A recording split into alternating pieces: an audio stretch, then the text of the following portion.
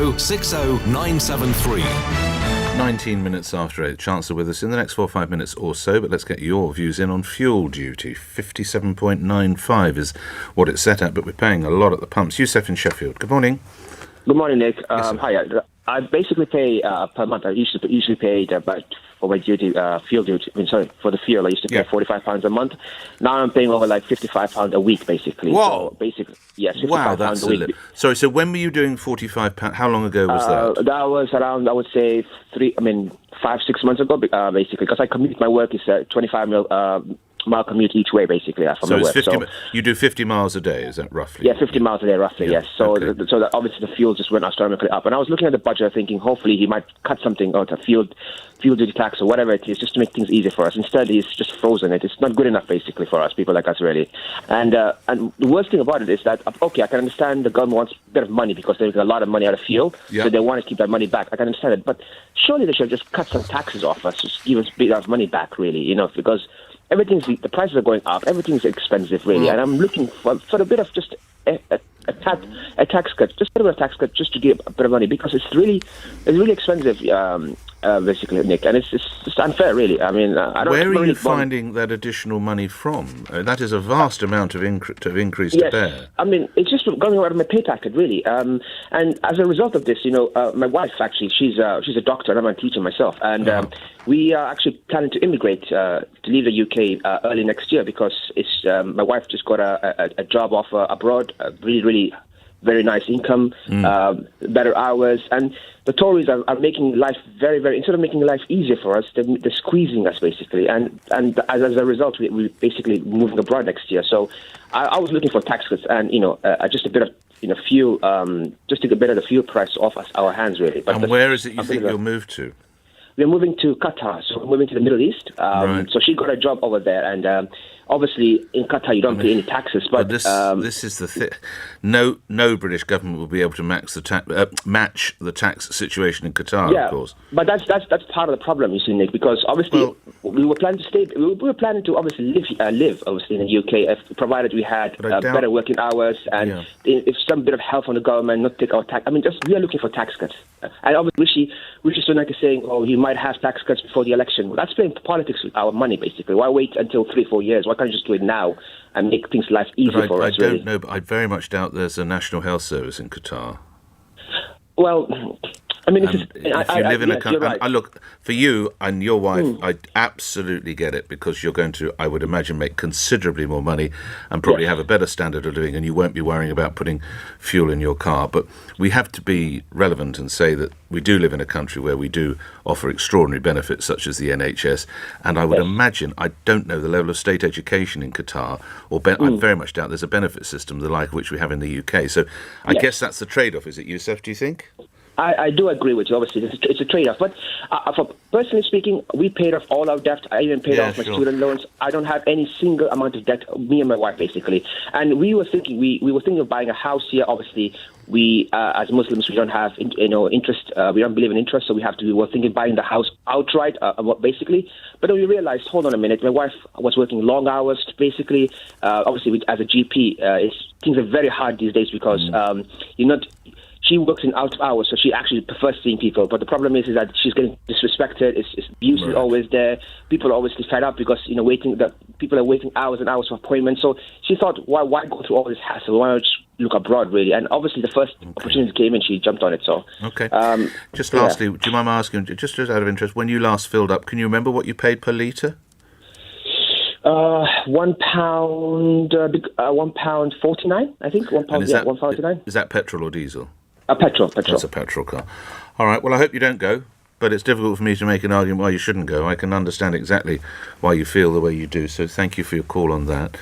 Let's allow some of the text, tweets and emails coming in on this. In fact, I was just asking the price there of Youssef. Rez says, Shell V-Power, £1.62 yesterday. It's incredible. I run a 4.4 V8 petrol car. Man, you should have a tanker driving behind you. I love it to death, and I won't sell it, but why on earth do we pay so much for everything in this country? Let's stay with that fuel aspect a little bit more. Paul in Chalfont and Giles. Of course, the Chancellor could cancel proposed fuel duty increase because he's got more VAT on petrol and diesel every time it goes up. More broadly, the reaction to the budget. This comes in from Philip. This is driving me crazy, says Philip. Labour callers complaining about not being better off in this budget. What they have to ask themselves would it be if I had a job today, if the Chancellor hadn't given billions in loans and grants last year. The housing market is showing how people have saved thousands by working from home at the government's expense. Coming down to the details of it, the minutiae. Tim in London, in relation to the beer, I part-own a brewery. CO2 has just gone up. We were paying CO2 £1.70. Oh, CO2 for the production of beer. I'm so sorry. We're paying £170 a tonne now. Gosh, it's £600. Fuel costs have gone up for the boiler. 35p this time. Last year, 65p now. Malt has gone up by nearly £100 a tonne. Beer will not go down. We have no option but to put the price up. Thank you for that. Charlie in Brighton. Hello, Charlie. Hello, how you doing, Nick? I'm all right. You're on the radio. I am. I'm just on my way to pick up a doggy. I'm a dog walker. Oh, right, so good. I need my van every day. Right. So, of course, filling my van up is just getting more and more extortionate. I'm paying, I think it's 147, 148. And in the pandemic, I was still working. Right. And I was filling my van up, and I think it was about £35 for a full tank. Right. It's now about £65, £70. So it's a huge... So how do you are you able to pass that on to your clients? How does that work? How do you balance the books?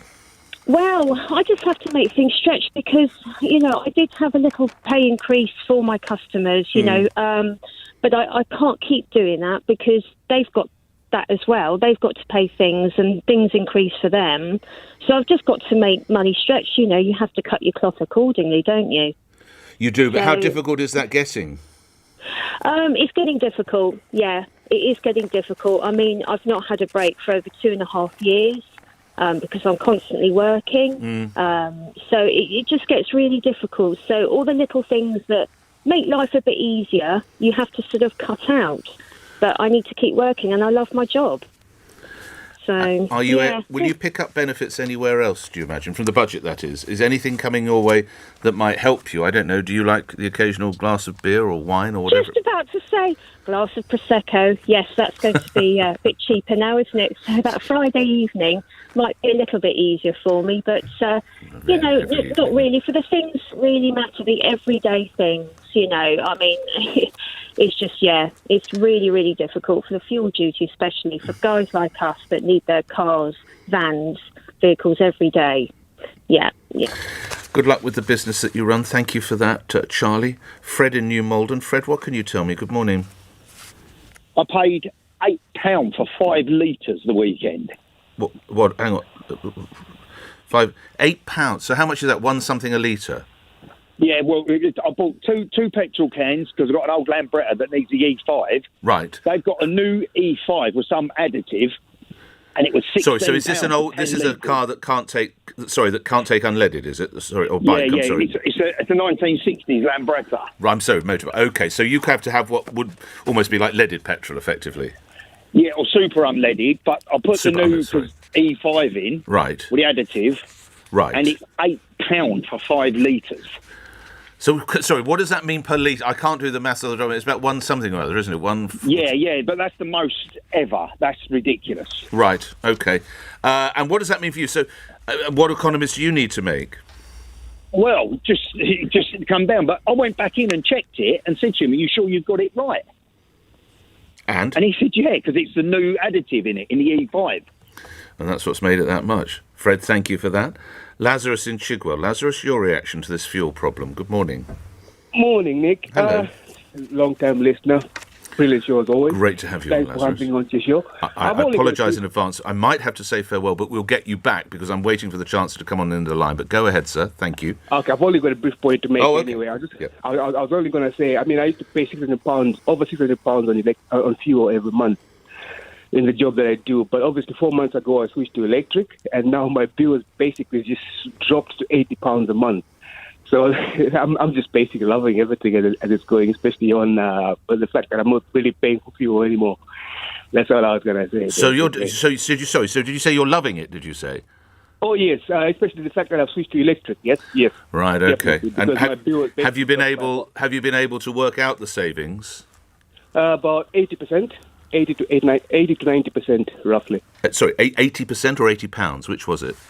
80%. 80%. Well, you're having your best life, aren't you? Chuckling away there.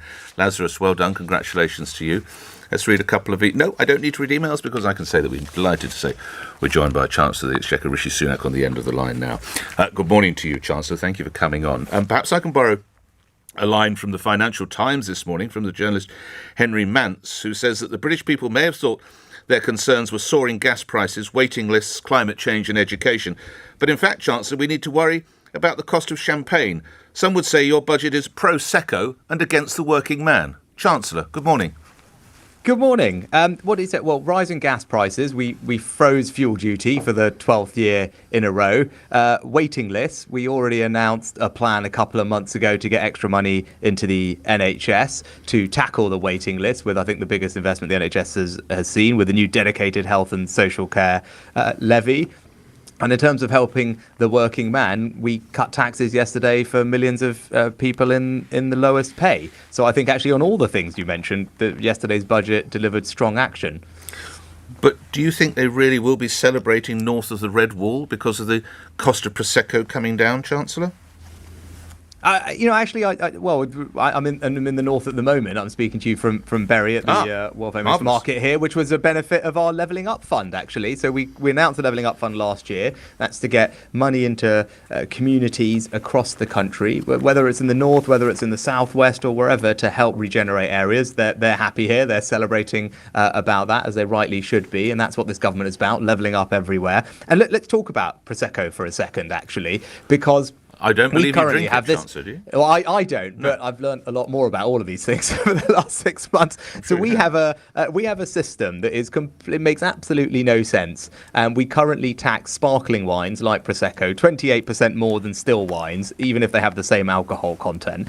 Now that we've left the EU, we have the freedom to design a much better system of taxing alcohol. And the system we've come up with has got simple principle. The higher the strength, the higher the rate. And it's a simpler, fairer, healthier system. It's also going to support pubs because we're going to have a new lower rate of duty for draft beer and cider in pubs to support pubs, which is great. And you know what? Prosecco sales, sparkling wine sales in this country have doubled in the last 5 years. They are not the preserve of wealthy elites, and I think actually it's totally misunderstanding the country to say that they are. You know, one of the most popular things is for example, Canty Prosecco or I Heart Prosecco. It's about £7.50 a bottle, and lots of us, not me obviously, but as a non-drinker, but you know, I think when good things happen in our life, we want to celebrate with something, and being able to cut 80 odd p off that bottle, I think is meaningful and is just the fair and simple thing to do. Chancellor, turning to the broader picture, one of your predecessors, Norman Lamont, writes in a newspaper today, the Daily Mail, that is a very welcome budget, but you're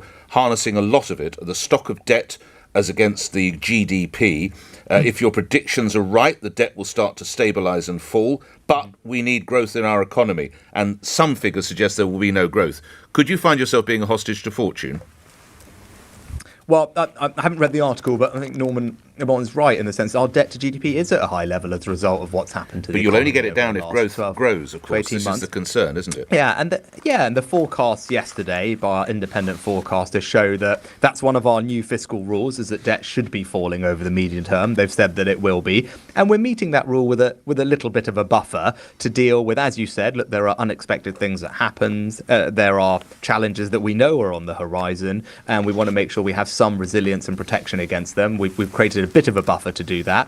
But you're right, the best way is to grow the economy, and our plan to do that is by investing in infrastructure, innovation and skills. And if we do those three things, I'm confident that we can drive up our growth and hopefully continue to do the things that we did yesterday, which is invest in public services and support working families and businesses. But they come with the highest level of taxation we've seen in 60 plus years.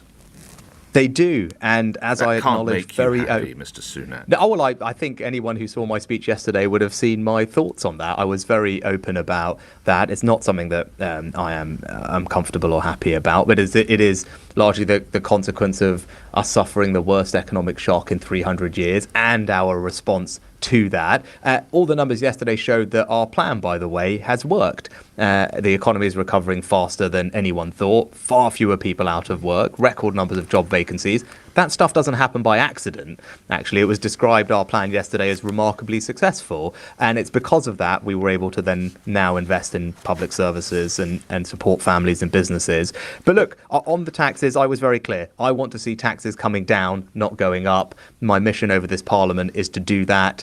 We took a first step on that journey yesterday by cutting taxes for millions of the lowest paid. That is a reflection of my values, our government's values. We believe in rewarding work. We want work to pay. And as I said yesterday, we delivered that for millions of the lowest paid in this country. But for that growth to come about, of course, we need business to perform. And you'll be aware we're living in a country where business rates are 3 times that what they would be averaging at the OECD. Shouldn't there have been more relief there? Well, yesterday, Nick, we announced the biggest one-year tax cut in business rates in 30 years of the business rate system. But it's still and a very high level. Sorry to talk over you, but it's a very high level, Chancellor. Yeah, I mean, look, I think it's wrong to look in isolation at any one tax, because you have to look, every country structures their tax regime slightly differently. That we also have the lowest corporation tax rate in the G7 and the 4th or 5th lowest in the G20. No, but even after the rise, it's still the lowest in the G7 and the 4th or 5th lowest in the G20. Well, so I say you've got to look at all the taxes in the round. If I'm building a Guinness plant, respectfully, Chancellor, I'm going to go to Dublin, not Belfast, aren't I? Well, actually, we've done a lot for pubs, brewers, and alcohol yesterday. But let me on this business rates point, because it's really important. Because you'll have listeners who run pubs, run restaurants, cafes, small shops on high streets. Next year, all of them are going to. All of them are going to see a 50% cut on their business rates bill, up to £110,000. So 9 out of 10 retail, hospitality and leisure businesses will see at least a 50% discount. That's a tax cut worth £1.7 billion. It's the biggest tax cut in business rates outside of coronavirus for 30 years. And we're also doing some other things to encourage people to invest. So we've got some new tax reliefs for a hotel that's adding more rooms, a shop that's mezzanine level, an office that's putting in a bike rack or CCTV. We're going to have business rates holidays for 12 months for all those things to incentivise growth. But what would appear to be, Chancellor, a high tax, high spending economy absolutely hinged on productivity, that doesn't sound hugely conservative, does it? High tax, high spend, is that Tory? Well, I think it is entirely conservative to want to cut taxes for people and cut taxes on people's work. But and they are high, as I've said budget, well, they're higher as a result of what's happened to us over the past 12 to 18 months. We've just discussed, and as I said yesterday, that's not something that makes me happy. It's not something I'm comfortable with. I want to reduce taxes on people. I can't help the fact that we've suffered a once in 300-year economic shock, and we responded rightly in a way that protected the economy for the future. But we are delivering, we were elected to deliver an ambitious programme of investment in public services, whether that's more nurses, more police officers, levelling up across the country. Yesterday's budget delivered on that. The Prime Minister talked about that when he was first elected. He talked about it on the steps of Downing Street. Yesterday's... Can you hear me, Chancellor? I feel we might have lost the line. Can you hear me, Rishi Sunak? Can you hear me? No? He's back. Hello? Hello, Chancellor. Yes. Sorry, before we lose the line totally, we did get you up until that point. I'm terribly sorry. But it is conservative to be cutting taxes for people on low incomes, and that's what yesterday's budget did. Just another minute with you. I have to put you, of course, you had to appear yesterday on the day that we learnt, and this is not your department, but that this government, of which you are a senior member, had effectively wasted £37 billion on a test and trace system that was extortionately expensive, muddled and misleading. Why should we afford your government, not you personally, any fiscal competence? Chancellor. I haven't... Extraordinary. It's timing. Can you hear me, Chancellor? No, we're not. What a nuisance. That was the one we wanted to get. That's one last time, Chancellor Rishi Sunak. It's not going to happen. Hello? Hello, sir. Yes. No. Let's leave it. OK, that was the Chancellor of the Exchequer, unable to answer that final question. 8:38, let's get an LBC News update. Simon Conway. Rishi Sunak has told LBC it's his mission over this Parliament to see taxes come down and not go up. Following the Chancellor's budget yesterday, it's forecast the overall tax burden in